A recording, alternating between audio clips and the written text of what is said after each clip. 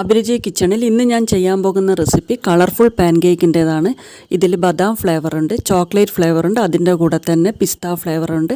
ഇനി ഇതെങ്ങനെയാണ് ചെയ്യുന്നതെന്ന് ഇതിന് വേണ്ട ഇൻഗ്രീഡിയൻസ് എന്തെല്ലാമെന്ന് നോക്കാം. ആദ്യം തന്നെ നമുക്ക് പാൻ കേക്കിൻ്റെ ബാറ്ററാണ് ഉണ്ടാക്കിയെടുക്കേണ്ടത്. അതിന് ഞാനിവിടെ 2 മുട്ട എടുത്തിട്ടുണ്ട്. അതിൻ്റെ കൂടെ തന്നെ ഒരു 3/4 കപ്പ് ഷുഗർ കൂടി ചേർത്തിട്ടുണ്ട്. ഇതിൻ്റെ കൂടെ തന്നെ ഒരു 1/4 ടീസ്പൂൺ ഉപ്പ്. ഇത് മൂന്നും കൂടി നന്നായി തന്നെ ഒന്ന് ബീറ്റ് ചെയ്ത് വെക്കുക. ഞാനിവിടെ ഫോർക്ക് ഉപയോഗിച്ചാണ് ഇതെല്ലാം ബീറ്റ് ചെയ്തിട്ടുള്ളത്.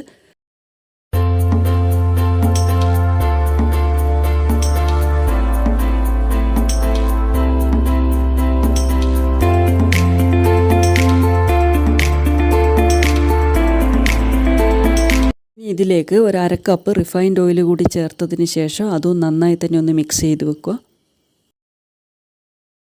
ഇനി ഇതിലേക്ക് 1/2 കപ്പ് പാല് കൂടി ചേർത്തതിന് ശേഷം അതും നന്നായി തന്നെ ഒന്ന് മിക്സ് ചെയ്ത് വെക്കുക. ഇനി ഇതിലേക്ക് വേണം നമുക്ക് 1 ടേബിൾ സ്പൂൺ ബേക്കിംഗ് പൗഡർ കൂടി ചേർത്തെടുക്കാൻ. അതുകൂടി ചേർത്ത് ലംസൊന്നും ഇല്ലാതെ തന്നെ നന്നായി തന്നെ ഒന്ന് കലക്കിയെടുക്കുക. ഇപ്പോൾ ഞാനിതിലേക്ക് 1 ടേബിൾ സ്പൂൺ ബേക്കിംഗ് പൗഡർ കൂടി ചേർത്തിട്ടുണ്ട്. ഇനി ഇതും കൂടി നന്നായി തന്നെ ഒന്ന് മിക്സ് ചെയ്ത് വെക്കുക. ഇപ്പോൾ നമ്മൾ ഇതിലേക്ക് ചേർത്തിട്ടുള്ള ഓയിലും ബേക്കിംഗ് പൗഡറെല്ലാം നന്നായി തന്നെ ഒന്ന് മിക്സായി വന്നിട്ടുണ്ട്. ഇനി ഇതിലേക്ക് 2 കപ്പ് മൈദയും കൂടി ചേർത്തതിന് ശേഷം ഇതും ലംസൊന്നും ഇല്ലാതെ തന്നെ കലക്കിയെടുക്കുക.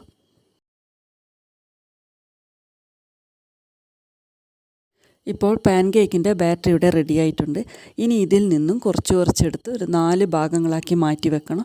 ഇതിലേക്ക് വേണം നമുക്ക് ഓരോരോ എസൻസ് ചേർത്തെടുത്ത് ഈ പാൻ കേക്ക് ഉണ്ടാക്കിയെടുക്കുക. അങ്ങനെ ഞാനിവിടെ 4 പാത്രങ്ങളിലാക്കി ഇത് മാറ്റി വെച്ചിട്ടുണ്ട്. ഞാനിവിടെ ഒരു പാൻ കേക്ക് ചേർക്കുന്നത് ബദാം മിക്സാണ്.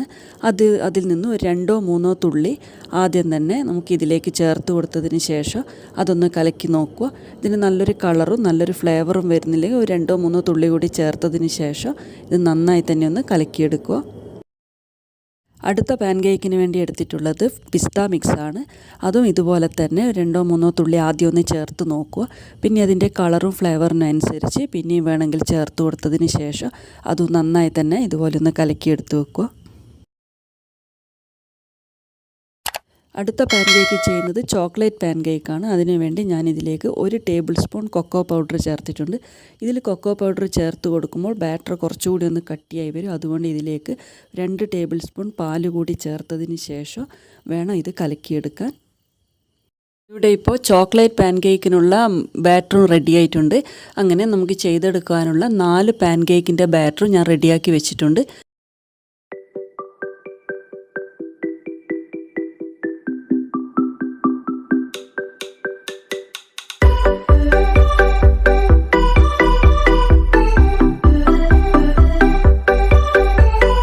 ഇനി നമുക്ക് ആദ്യം തന്നെ ഗ്രീൻ കളർ പാൻ കേക്ക് ഒന്ന് ഉണ്ടാക്കി നോക്കാം. അതായത് നമ്മുടെ പിസ്ത ഫ്ലേവറുള്ള പാൻ കേക്ക്. സാധാരണ നമ്മൾ പാൻ കേക്ക് ഉണ്ടാക്കുന്നത് പോലെ തന്നെ മീഡിയം ഫ്ലെയിമിൽ വെച്ച് പാൻ ചൂടായി വരുമ്പോൾ അതിലേക്ക് കുറച്ച് ബാറ്റർ ഒഴിച്ച് വേണം ഈ പാൻ കേക്ക് ഉണ്ടാക്കിയെടുക്കുക. അതിൻ്റെ ഒരു ഭാഗം ശരിയായി വെന്ത് വരുമ്പോൾ ഒന്ന് തിരിച്ചിട്ടെടുക്കുക. ഇത്രയേ ഇതിനാവശ്യമുള്ളൂ. ഇപ്പോൾ ഇവിടെ പാൻ കേക്ക് റെഡി ആയിട്ടുണ്ട്. ഇനി ഇതൊന്ന് തിരിച്ചിട്ടതിന് ശേഷം പ്ലേറ്റിലേക്ക് മാറ്റി വെക്കാം.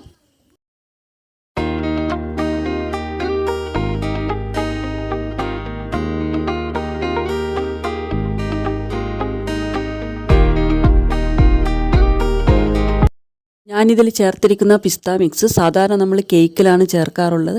അതുകൊണ്ട് തന്നെ ഈ പാൻ കേക്ക് കഴിക്കുമ്പോൾ കുട്ടികൾക്കൊരു കേക്കിൻ്റെ അതേ ടേസ്റ്റ് തന്നെ നമുക്കിതിൽ ഫീൽ ചെയ്യും. അതുമാത്രമല്ല ഇത് വളരെ സോഫ്റ്റ് ആയിട്ടുള്ള ഒരു പാൻ കേക്കാണ്. പിസ്ത മിക്സ് ചേർത്തത് കൊണ്ട് തന്നെ നല്ലൊരു ഫ്ലേവറും ഇതിനുണ്ട്. ഇനി അടുത്തതായി ചെയ്യാൻ പോകുന്നത് യെല്ലോ കളർ പാൻ കേക്കാണ്. അത് നമ്മുടെ ബദാം മിക്സ് ചേർത്തിട്ടുള്ള പാൻ കേക്ക്. അതും ഇതുപോലെ തന്നെ പിസ്ത മിക്സ് ചേർത്തിട്ടുള്ള പാൻ കേക്ക് ചെയ്യുന്ന അതേ രീതിയിൽ തന്നെ ഇതും ചെയ്തെടുത്താൽ മതി.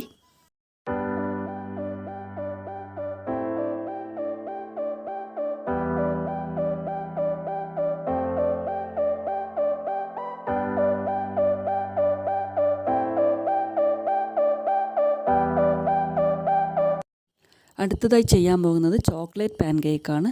അതും നേരത്തെ ചെയ്തതുപോലെ തന്നെ നമുക്കൊരു മീഡിയം ഫ്ലെയിമിൽ വെച്ച് ഈ ചോക്ലേറ്റ് പാൻ കേക്ക് ഉണ്ടാക്കിയെടുക്കാം. അതിന് ശേഷം വേണം നമുക്കിതിൻ്റെ മറ്റുള്ളതെല്ലാം ചെയ്തെടുക്കാൻ.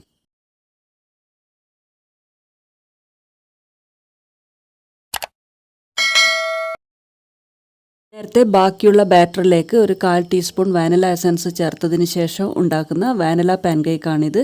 ഇതും നല്ലൊരു ഫ്ലേവറുള്ള പാൻകേക്ക് തന്നെയാണ്. സാധാരണ നമ്മൾ ചെയ്യുന്ന പാൻകേക്കാണ്. അങ്ങനെ നമ്മുടെ 4 പാൻകേക്ക് ഇവിടെ റെഡി ആയിട്ടുണ്ട്. ഇനി ഇതിൻ്റെ മറ്റുള്ള കാര്യങ്ങൾ ചെയ്തെടുക്കാം.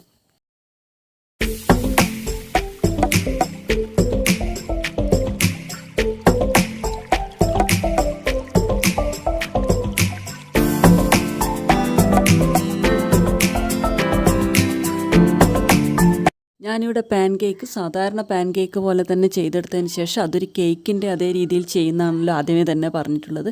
അതുകൊണ്ട് തന്നെ ഞാനിതിലേക്ക് കുറച്ച് വിപ്പിംഗ് ക്രീം ബീറ്റ് ചെയ്ത് വെച്ചിട്ടുണ്ട്. ഞാനിവിടെ ഫിയോണയുടെ വിപ്പിംഗ് ക്രീമാണ് എടുത്തിട്ടുള്ളത്.